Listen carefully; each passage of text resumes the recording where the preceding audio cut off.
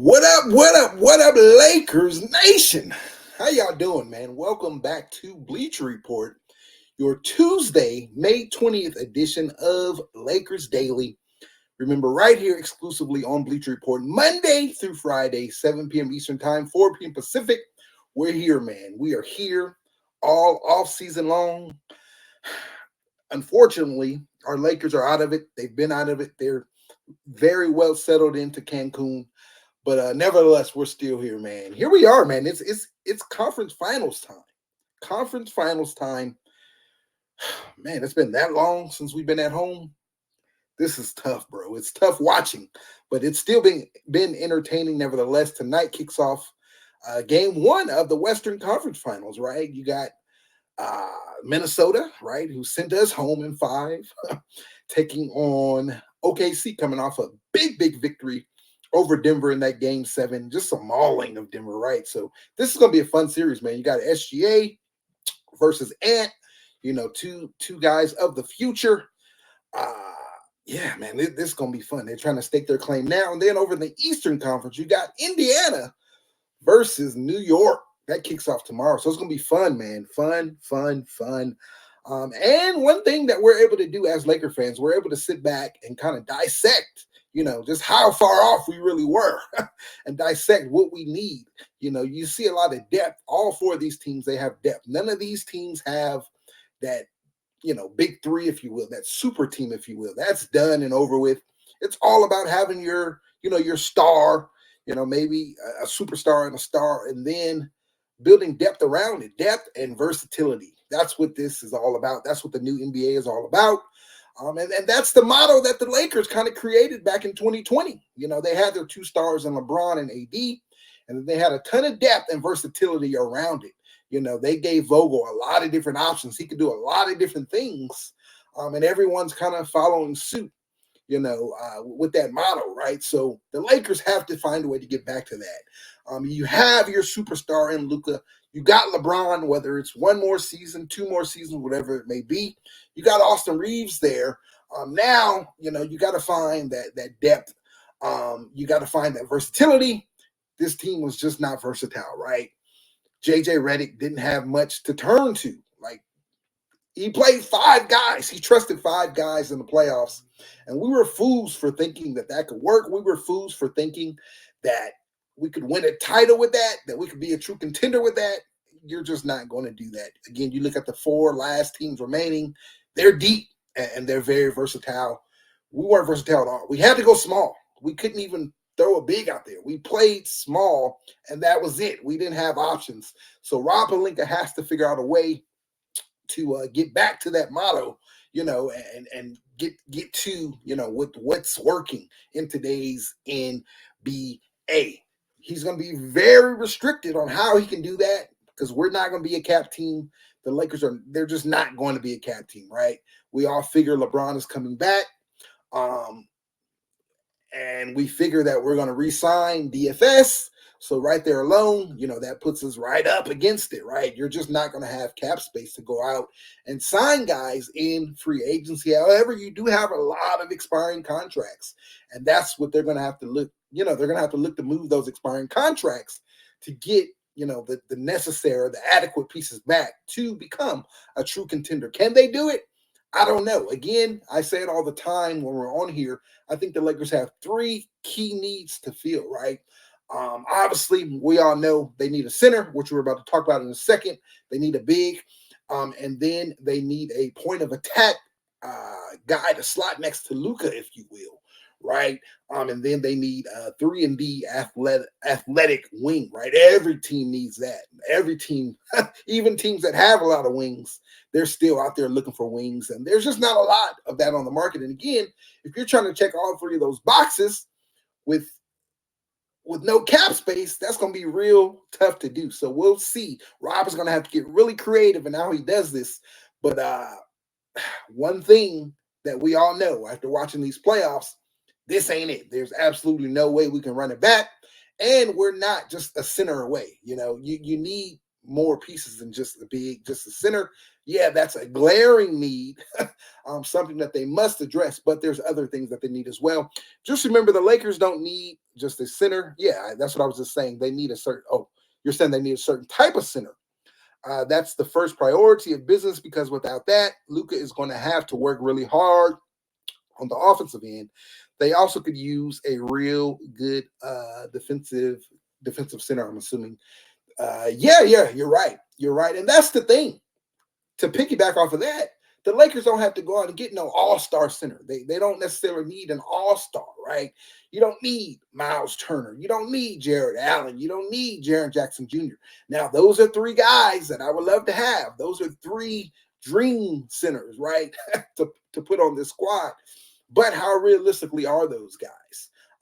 I just don't know, right? Miles Turner, I don't see him leaving Indiana. Why? They've been to back-to-back Eastern Conference Finals, and they have a legit opportunity to make the finals this year. They have a legit opportunity to beat the Knicks and come out of that series and go into the final. So I don't think that Miles Turner is going to be moved. I think they're going to pay him, and yeah, he's probably going to be a lifer, an Indiana lifer, if you will. So we'll see. We'll see how that plays out. But again, because you have Luka Doncic, there is a certain type of center that you need. But again, you don't need a superstar. You don't need an all-star. Luka is that good, right? But again, that back to that statement that was made. Yeah, you do definitely need a certain type of center. You need a rim runner, someone who can, be that vertical lob threat, someone who can protect the paint, block shots, grab rebounds. So yeah. And let's talk about that. If that's what you need, what are some realistic guys out there that can do those things, right? Some realistic targets that the Lakers can get. Again, if you can swing something to go get Jared Allen, if Cleveland wants to move him, then go do that. If you can swing something to get Jaren Jackson Jr., yeah, go do that. But again, we don't know how available those guys really are. And we don't know if the Lakers have enough to go out and get those guys. But I want to talk about a few realistic names. I'm going to lead off with my number one. It's Daniel Gafford, right? Daniel Gafford, obviously, he's in Dallas. Dallas has a lot of bigs. They have a lot of bigs, but what they don't have any playmakers. They don't have any guards. They're in desperate need of guards. The Lakers have some guards that they can offer up, So, hey, let's do a deal again. Now, of course, we know with the Luka stuff and all that, all the heat that, they got for doing the trade and saying they didn't get enough. Are they open for business? Are they open to do business with the Lakers? That's a legit question. But we have something for them that can help them. They need some guys, right? Whatever they do, whether it's draft Cooper Flag or whether if they trade Cooper Flag and pursue Giannis or whatever the case may be, you got AD there. You need guys who can get those guys the ball, whether it's Giannis and AD or whether it's Cooper Flag and AD, it doesn't matter. You need some guy. You need someone to get those guys the ball, and they just don't have it on the roster this year. And this isn't the year of free agency. There's not going to be a lot of free agents out there or money, Dallas included. They don't have money to go out and spend on a free agent. So, striking up a trade with us may be the best case option for them. And Daniel Gafford, we talk about it all the time. He fits perfectly with Luka. We saw how that looks. They rode that thing all the way to the finals last year, right? When they acquired Gafford, him and Luka were one of the top duels in the league, right? And not just during the regular season. We're talking about all the way to the finals, so in the postseason as well. So we know how that looks. We have a nice sample size of that. They were successful. So he'll fit perfectly over here, right? So let's get that. The number two move or realistic move that I think that the Lakers can make or acquire big that they can acquire is Nick Claxton, right? Nick Claxton in Brooklyn. They're a team that's rebuilding, and when you're in the midst of rebuilding and trying to stack, for your future, you generally move off your highest paid guy, and Nick Claxton is that. Now, a lot of people are down on Nick. I don't know why. Nick is young. Nick is athletic. Nick can grab boards. Nick can be that vertical lob threat. Nick can do a lot of things, and he can grab boards, protect the paint, block shots. He can do a lot of things. I think we're used to seeing Nick on Brooklyn, we haven't seen him on a good team in a long time, right? You got to go back to when Kyrie and KD was there, and if you go back and look at some of that tape, Nick Claxton was really good with those two, right? And it'll be more of that on a team with Luka, LeBron, and AR, right? We already seen time and time again how much better Luka makes a guy like Nick Claxton, right? We've seen it with Derek Lively. You've seen it with Daniel Gafford, who we just spoke about. It'll be much more of the same with a guy like Nick Claxton. He's young. He's an energizer bunny. He can go, he can jump, he can do all the things that you want a center next to Luka Doncic to do. So, I think you gotta remove those blinders, if you will, of him, how he looks on a bad Brooklyn team. He just doesn't look well. You even saw some samples of it with D'Lo, right? You had a decent point guard in there, and D'Lo elevated his game a bit. Now it was tough to see because Brooklyn, they were trying to tank. They were trying to tank low key, right? So you didn't see a lot of it. And when you saw it, it was like, hey, no, chill, calm that down a bit, man. We ain't trying to win this game. But, I watched some of it and I saw that, right? So next to Luka, I think Nick will look just like a Derek Lively or a Gafford or whoever else you want to, throw in there. So Nick Claxton, I think that's a legit, another realistic opportunity. And in both of these deals, I don't think you have to include Austin Reaves. Now, Dallas is a little tricky because they have to come out this thing bona fide winning the trade. So they may want AR in the deal. If that's the case, I don't know if I'm doing it. Now, if you're going to include Max Christie, give us Max Christie back, then you probably got my attention. But there's no way I'm just doing Gafford for AR, straight up, if you will, right? Which actually works. The money is right there. You probably got to throw in one vet minimum or whatever to make it work. But Nick Claxton, I don't think you have to give up AR either. Now there is things called the Lakers tax. So I don't know, but you should be able to get both of those guys without giving up AR. Right now, another trade possibility that I want to get to number 3 on my list is Wendell Carter Jr. or Goga, Big Goga over there. Right. I think those guys can be gettable. Now I'm going to expand on this point a little further in a second, but that's number 3 on my list. One of those guys, either Wendell Carter Jr.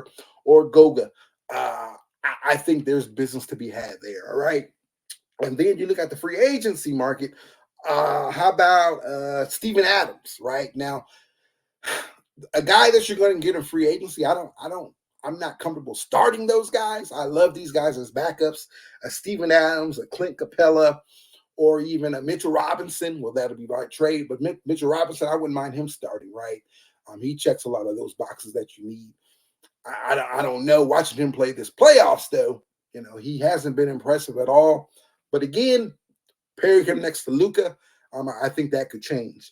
So that's another name. But Clint Capella or Steven Adams, one of those two should be gettable in free agency. I know Steven Adams may command a bit more than what the Lakers have to offer. Now, LeBron may take a little bit of hair. I don't know. I don't know how much LeBron has given up, how much money LeBron has given up to acquire Steven Adams. But one thing that the Lakers will have available is that $5.1 million taxpayer MLE. So I just wonder if that's enough to land a Steven Adams, or does someone else come in and offer a little bit more? The benefit for the Lakers, there's not a lot of teams with cap space, not a lot of teams at all. In fact, the only 2 teams with cap space right now is Brooklyn, who we just spoke about. And I don't think they're in the Steven Adams business. And then Detroit, I don't think they're in the Steven Adams business either. They have Duran there. They have Isaiah Stewart there. So I think they're all right, in regards to bigs. So I don't know how many teams now a team may be able to free up, closer to their MLE, their full MLE, so they can offer a bit more than what the Lakers have to offer. But we'll see.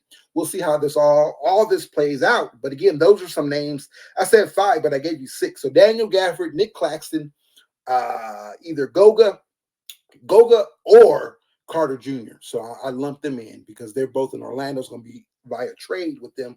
So one of those two. And then or Mitchell Robinson, and then free agent signings Clint Capella or Steven Adams.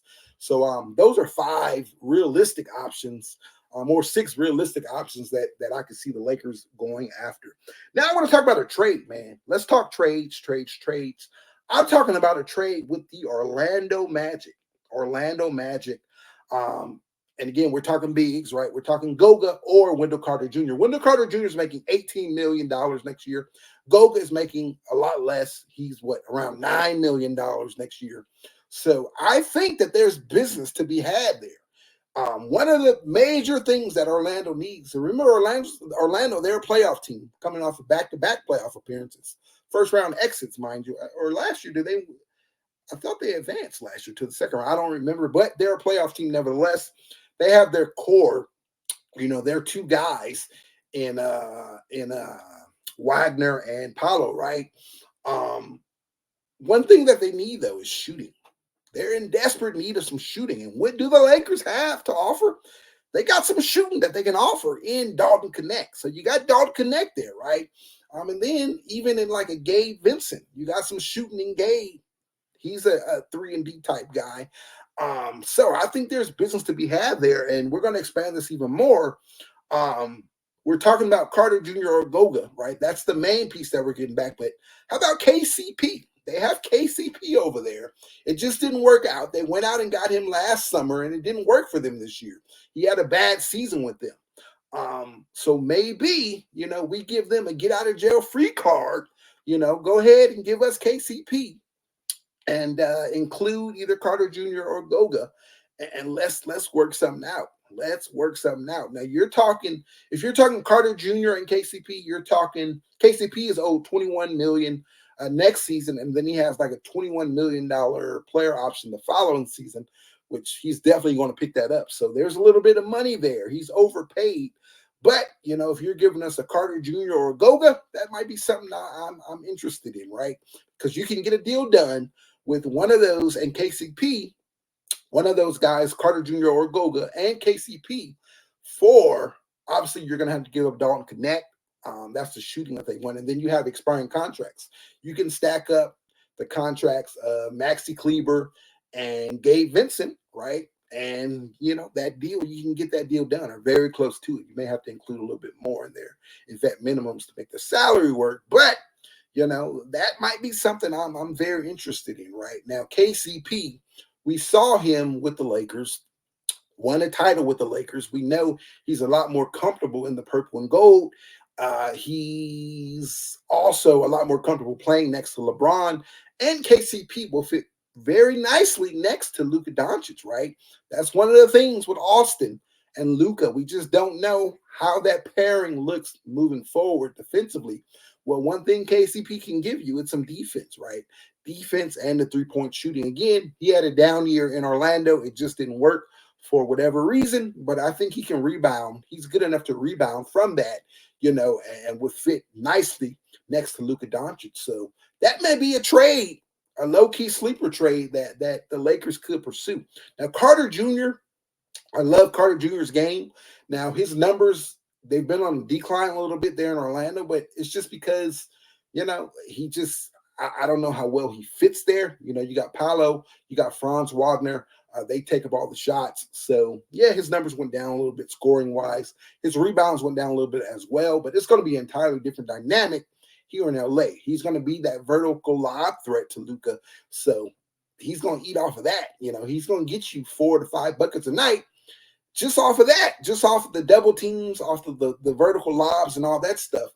And, he's a great offensive rebounder. He can grab some offensive boards, so he's going to get you another few, couple of tip-ins every night. Tip-ins, tip-in dunks, put-back dunks, all of that, all the dirty work. You don't really have to call plays for him, but you can because he's talented enough to finish when you do, So I like him a lot. He fits. And Goga also. Goga's athletic, man. I think he's very athletic. He's a sleeper. And I love that as well. He's young. He can grab boards. He can also be that vertical lob threat. Now, if I had my choice of the two, I'm taking Carter Jr., but again, the difference in salaries is tremendous.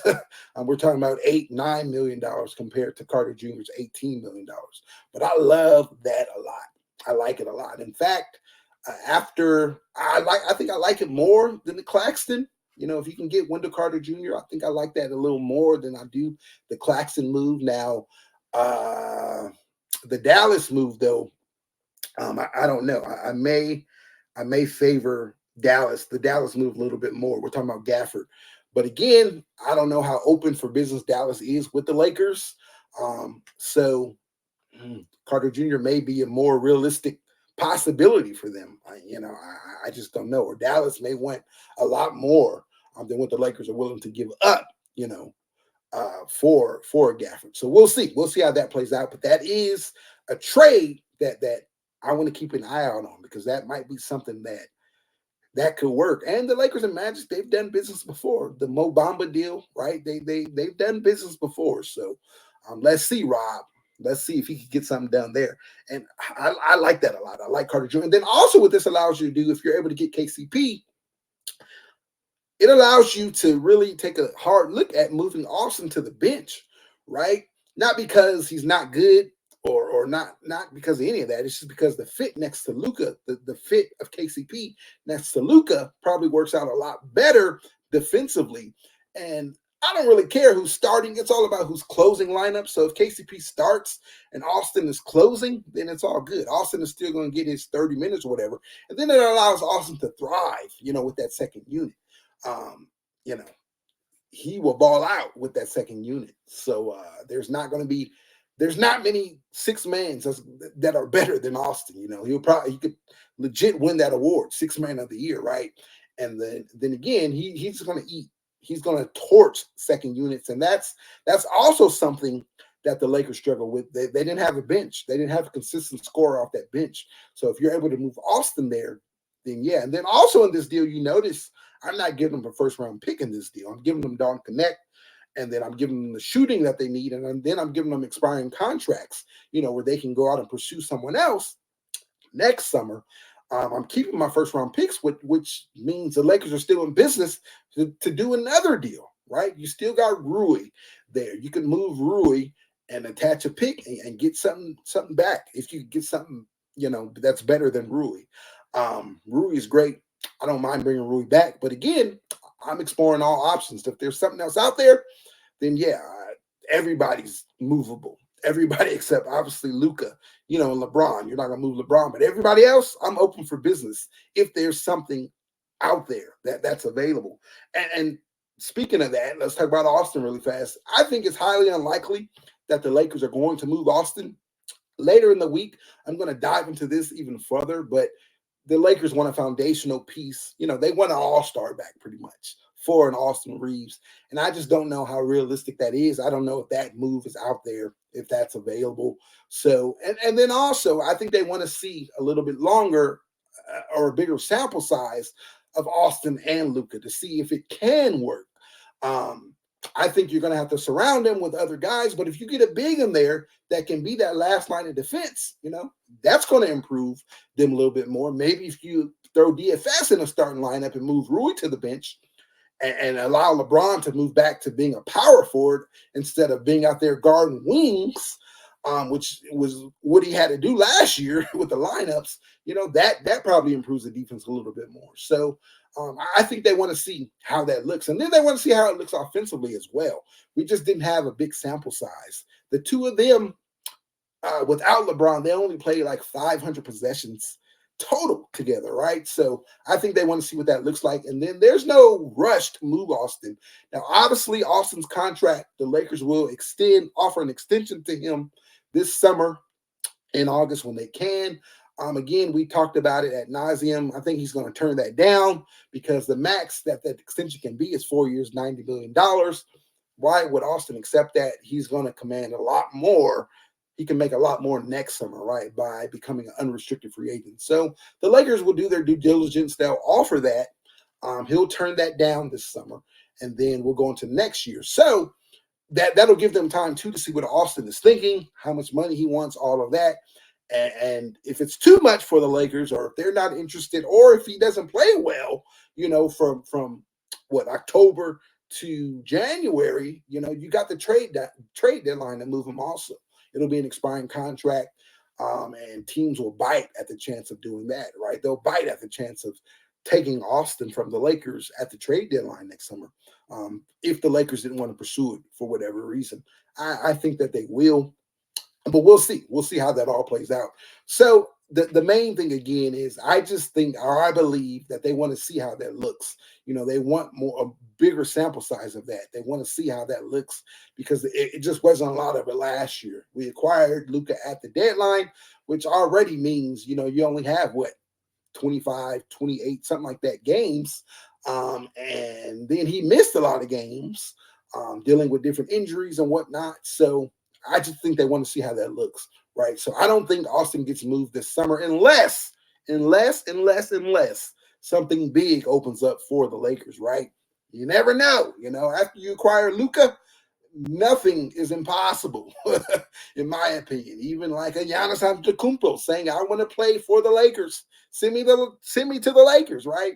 So if something like that opens up, then yeah, of course, goodbye, Austin. Or if Cleveland wants to move on, from a Jared Allen or that pairing, of him and Mobley, maybe there's something there. Or Jaren Jackson Jr., if they're going to blow that up because it's just not working with him, Ja and Bane, which I believe will happen. I don't know if it happens this summer, but I think by the deadline, I think one of those guys gets moved. So maybe, whether it's in the summer or at the deadline, again, something may open up. When we see guys all the time, stuff happens and falls out of nowhere, right? And as a fan base, Lakers Nation, we know that the most, in acquiring Luka Doncic, right? So something could be there, but without something crazy like that, something out of left field happening, I think it's very unlikely that they move Austin this summer. Again, at the deadline, I don't know. And that's the thing too. If Rob doesn't have, something out there that he likes, then he'll wait. We've seen it. We've seen it the last couple of summers, right? He's just not going to do a deal for the sake of doing a deal. Obviously, he did it with Russ, but aside from that, he'll exercise patience and wait until the deadline to try to do something at the deadline, or even wait past the deadline. Last year or last trade deadline, there was nothing, right? Or 2 years ago, there was nothing. And it all paid out. As disgruntled as a fan base as we were, it all paid out because we landed Luka Doncic, right? And had they done a deal last summer or, last deadline, whether it was DeJounte Murray or whether it was Jeremy Grant in Portland, this was all stuff that Laker fans wanted, right? Had you done that, then you don't acquire Luka Doncic. So, it paid off, right? So, again, if they don't do something this summer, remember, we still have the deadline, so we'll wait and see. But again, going back to Austin, I think it's very unlikely that they move him. They want something good back for Austin, right? They want legit role players, or they want a legit all-star. So I just don't know if that's out there, right? The last thing that I wanted to talk about is DFS, and then some other dates to make mention of. But starting with DFS, so DFS, I expect an extension for DFS to come real soon. Now, it's May 20th. They have until, the end of June to get something done, all the way up until free agency begins. But he is extension eligible, and I think he's a piece that they want to keep, and he's definitely a piece that I want to keep. I think you need DFS. If you want to be a contender this year moving forward, then I think you need DFS on this roster. So I think that they're going to extend him. Now, the question is, does he accept the extension, or does he opt out of his player option? He has a player option for 1 year remaining, 1 year, I think $13 million or something like that. Does he opt out of that and test free agency? I don't think he does that because, again, as we just said a little while ago, there's not a lot of teams with money out there, right? So if he's looking for a pay increase, there's not a lot of teams that can give him that in free agency. So I think his best bet is to re-up with the Lakers. I believe they want him here. I definitely know Luka wants him here. And that's the important part right there. You want to give Luka what he wants. We're building around Luka, right? This is the Luka Doncic era. So everything we're doing has to be built around Luka, and Luka is DFS is definitely a player Luka wants. DFS balled out last year. So I think that they'll come in and offer him, it may not be more money on an annual basis. Like it may not be the $15 million that he probably wants, but I think they'll spread it out and offer him like a 3-year, like a $40 million, somewhere in that ballpark. I think that's what they'll offer DFS, and hopefully that's enough to keep him. DFS, this is probably his last big payday. His age and his years of service, all of that. So this might be it for him. This might be his last big money grab. Now, I'm not saying that in 3 years he'll be out of the league, but I'm just saying, 3 years from now, he probably won't be able to get $40 million. So go ahead and secure that bag, 40 mil guaranteed over a 3-year period. I think he likes being in LA. There's definitely a fit for him on this squad. I think he loves playing with Luka, LeBron as well. So, I think there's interest on both sides there. And, hopefully we can get something done.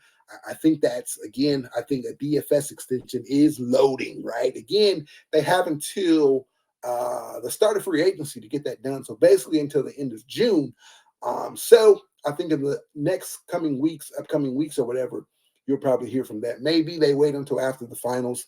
I think the final starts June 5th. So maybe somewhere around there, they'll get a deal done with DFS. But I do believe that he will indeed be back. And I think Lakers Nation, we should all want that and all like that, right? Some other key dates to look out for. Jordan Goodwin, he also has his team option is coming up. It's the same as DFS. They have until June 29th to pick up that option, to exercise that option. I believe they will.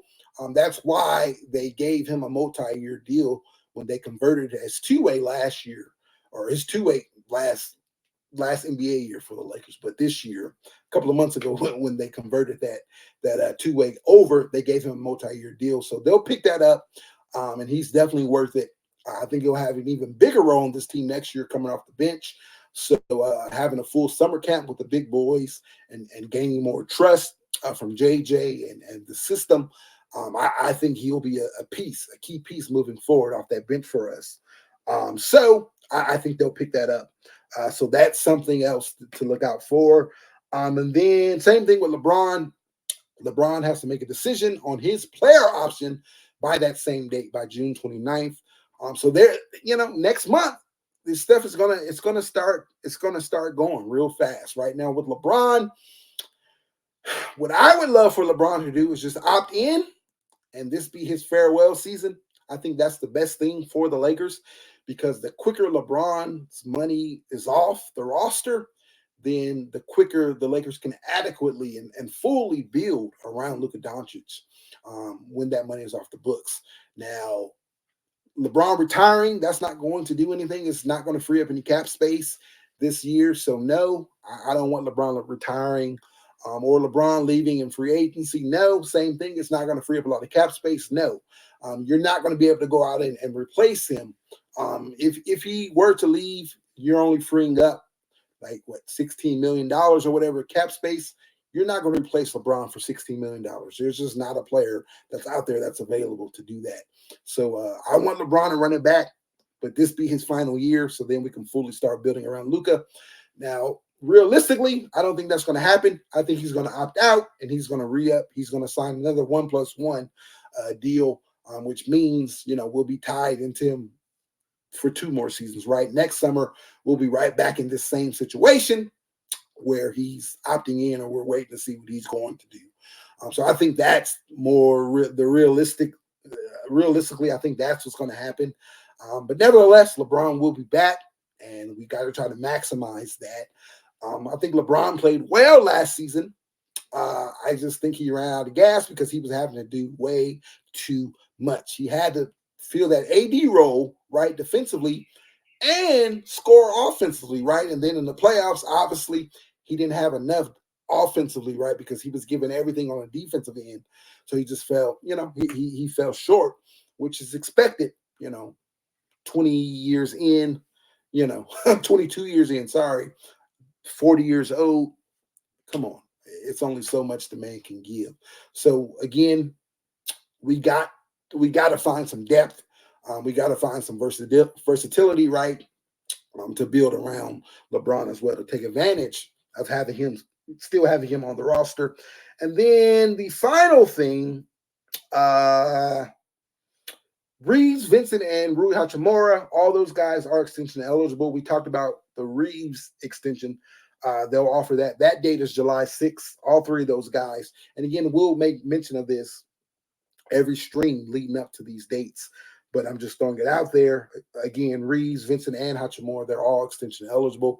Now, Reaves, again, we spoke about it. They're going to offer him that max extension, 4 years, 90. That's the max that they can offer him.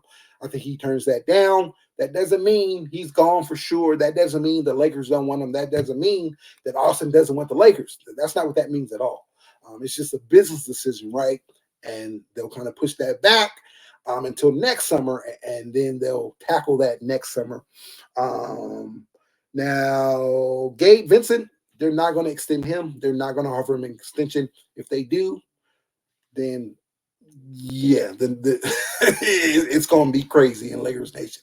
They're not going to do that. In fact, they're going to look to move that expiring contract and get a better piece, get something back for him. Yeah, so we don't have to worry about that. Rui, I don't know. They may try to offer Rui an extension, right? So we'll see. We'll see how that looks when that July 6th date becomes available. And then the final date to remember is Luka Doncic, of course. They're going to offer him an extension, and that date is August 2nd. That's the earliest they can offer that extension to him. What that extension looks like, I don't know. It's pretty much whatever Luka wants. We spoke about it. You've heard others speak about it as well.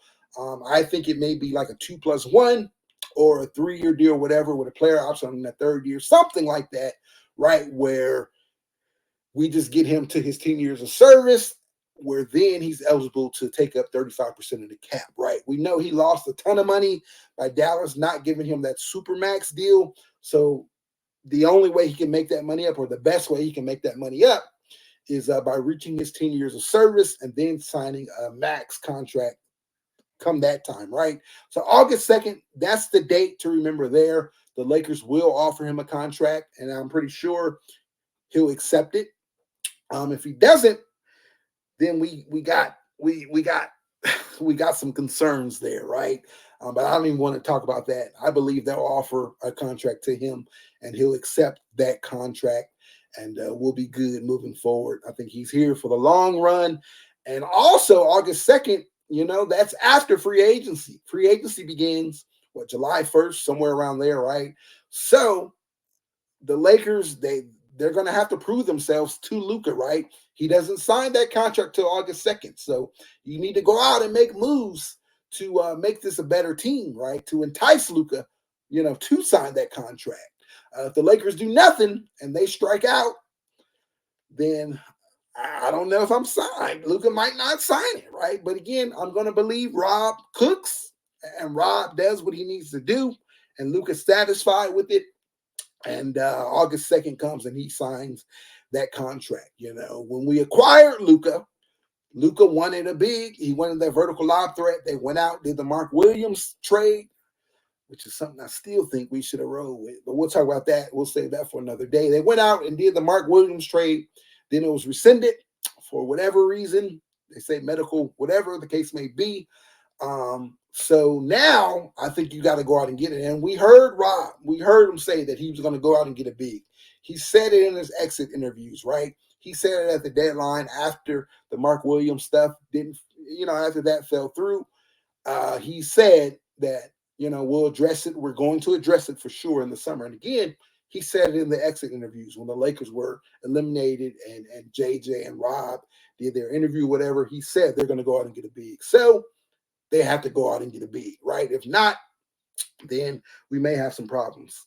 But yeah, let's see how that ride works itself out. But again, August 2nd. So those are the dates. Again, we'll mention those dates as we move closer to those dates. But next month, towards the end of next month, things are going to start getting really interesting, right? Really, really interesting. That's all I got for you guys today. Enjoy game 1 tonight. They tip off in about an hour. Enjoy that. And then tomorrow, enjoy the Knicks and Pacers. That's the series I'm looking forward to. But I'm also looking forward to this Western Conference. Boston is out. The Clippers are out. You know, a lot of Laker fans, they didn't want Denver winning, so they're out. The Warriors, they're out. So I think we're good, man. All those teams that we didn't want to win as Lakers fans, they're out. So now, you know, for the 7th year straight, we're going to have a new NBA champion. Wow, wow, wow. 7 years straight, a new NBA champion. So who will it be? It's down to 4. Will it be New York? Will it be Indiana? Will it be OKC? Or will it be Ant and Minnesota, man? Enjoy it. And yeah, man, I'll be back with you guys on Thursday. But remember, we're here for Lakers Daily every day of the week, Monday through Friday, 7 p.m. Eastern Time, 4 p.m. Pacific. So join us, man, all off season long. Things are going to pick up real fast here soon. All right, man, that's it. Enjoy your night. I'll tap in with you guys later. Again, I'm your host, LOE, which stands for Lakers Over Everything. That's where you can find me at on X, IG, TikTok, YouTube, all social media platforms. So come holler at your boy, man. Until next time, peace.